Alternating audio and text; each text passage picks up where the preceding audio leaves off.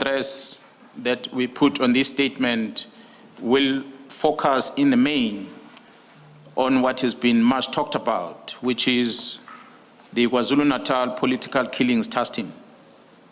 We will want to address that first, and secondly, we will want to address the criminality, the political interference, as well as the corruption within the criminal justice system. It shall become evident that significant overlaps and intersection between the two broad topics, and a distinction between the two may not always be possible to draw. I will, however, address the issue of KwaZulu-Natal political killings task team first, and separately before I delve into matters of the political interference, the corruption and criminality that we experience within our criminal justice system. Well, let's have a look now at the timeline of events starting from the 9th of July, which is when Lt General Mkhwanazi gave that explosive press conference that set in motion the events of the last 2 months or so. 3 days after he held that briefing, the police minister, Senzo Mchunu, backtracked on an earlier denial that he knew businessman Brown Mkhwanazi, now admitting 4 months later that he does in fact know him, but he says just as a comrade, not a close associate. It's after Mkhwanazi had previously told Parliament that he did not know Mkhwanazi at all. So, back in March, responding to questions before the Police Portfolio Committee in Parliament, Mkhwanazi said this: "I don't know this person." That was a quote referring to Mkhwanazi. And then, on the next day, the judiciary issued a statement saying that claims of its impact or it being infiltrated as well by some of these syndicates, as per Mkhwanazi's briefing, run the risk of damaging public confidence in the independence and the integrity of South Africa's court system if they're not substantiated. They then asked Mkhwanazi to provide evidence to support the allegations, as well as lodge formal complaints with the Judicial Service Commission or the Magistrates Commission. And then we move on to the 12th of July. In an exclusive interview with SABC News, businessman Brown Mkhwanazi, there's that name again, denied that he had a strong or close relationship with Police Minister Senzo Mchunu.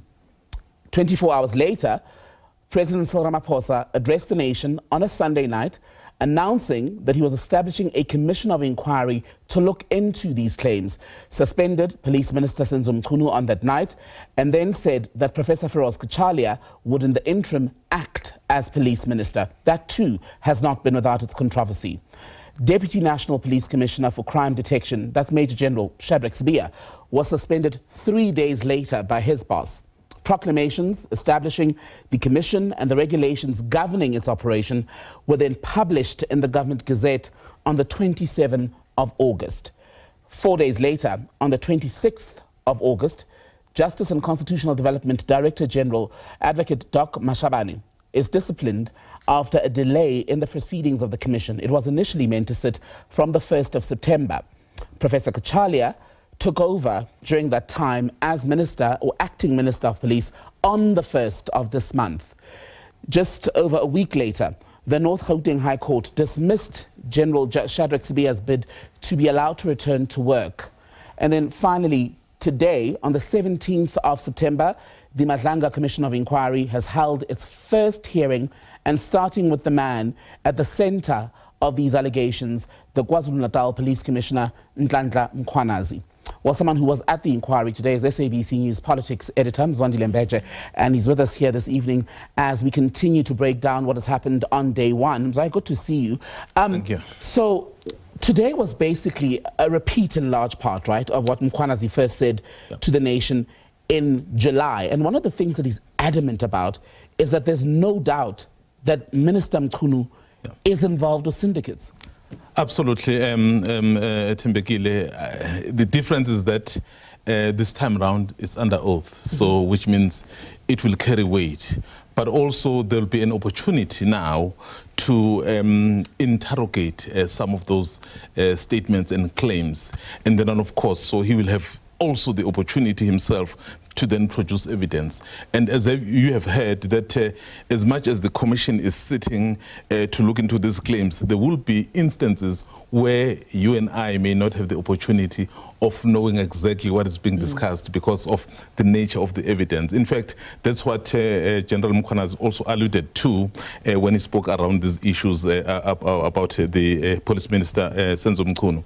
So also, it gives also the opportunity to Minister Mkhunu to then come out and be able to rebut this and or explain certain things, perhaps certain happenings that he may have been involved in, according to Mkhwanazi. So this platform really gives both of them the opportunity to ventilate issues, and we as South Africans and those that are tasked with looking at the evidence in detail will be able to see what is what. But also we should be able to see what exactly is going on here. And I want us to listen in his own words to General Mkhwanazi speaking here now about why he's so certain that Minister Mkhunu was involved with syndicates. Let's bring up those comments by the KZN Commissioner, have a listen, and then Mzwandile and I will pick up our conversation from there.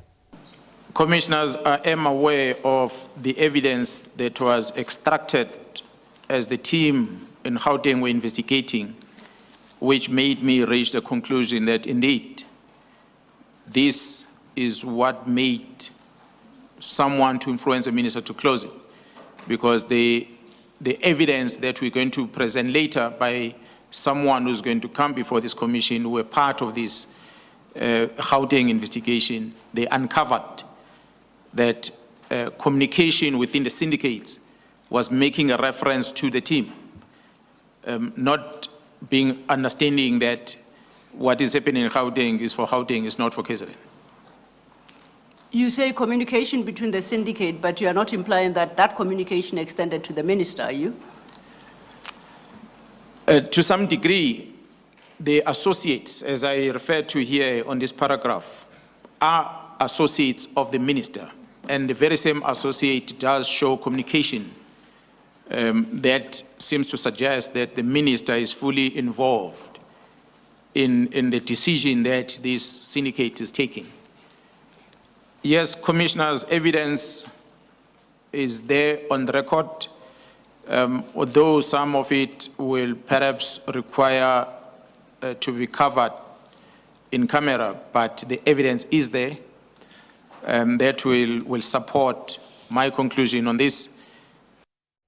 And Mzwandile, on the issue of the disbandment of this political killings task team, General Mkhwanazi and Minister Mkhunu have very different views of its effectiveness, because he says in the letter that he saw, Mkhunu basically said it no longer, and I'm paraphrasing, was useful or serving a purpose. He disagrees, but not just on that point. He goes further to question whether the minister had the authority, am I right, in the first place to basically break it apart. And that's why I think, for me, the explanation from Minister Mkhunu and the version of General Mkhwanazi will be very crucial, because we will be able to understand, so what actually is going on?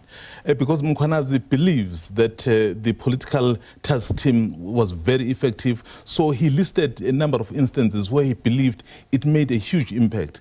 But of course, in that letter that Minister Mkhunu wrote, so it portrayed a totally different viewpoint. I mean, to say it added no value. So that basically meant so it was no longer relevant. So then that opportunity will then be given to Minister Mkhunu to explain, so what exactly did you mean by this? So how did you reach the conclusion? So how far did the interactions between you and Nhlanhla Mkhwanazi and others that are responsible, so how far did you speak? So where did you disagree? Right. In fact, one of the areas where the general spoke about, you remember when the minister put Sibia and Mkhwanazi together to try and make peace because there were differences.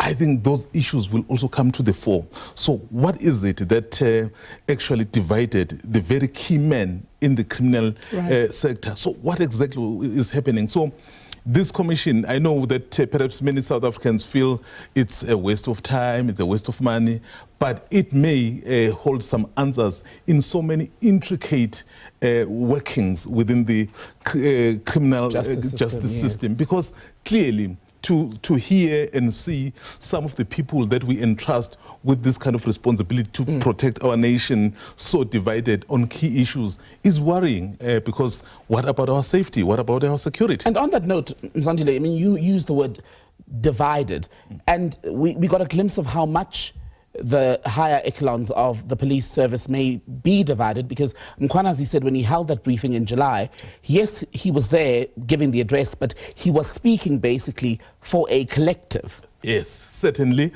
And you recall that immediately, I know the SABC had an interview immediately after that with General Mkhwanazi, who had a totally different view of what Mkhwanazi was saying. But of course, now he's on suspension. So for me, that's why I'm saying this commission, despite many people perhaps being skeptical about it, will be able to really enlighten us on so many key areas around our criminal justice system, because at the end of the day, so these are the people who have to protect the country. That is why some of that evidence, Thembekile, can't be heard in public, because each and every country would have some of the secrets that can't be exposed, because it goes to the very core of the heart and soul of this country. So let those like the judge and everyone involved be able really to come to the nub of what exactly is the problem. SABC News politics editor Mzwandile, you're now going to be talking a lot more over the coming months. For now, let me release you.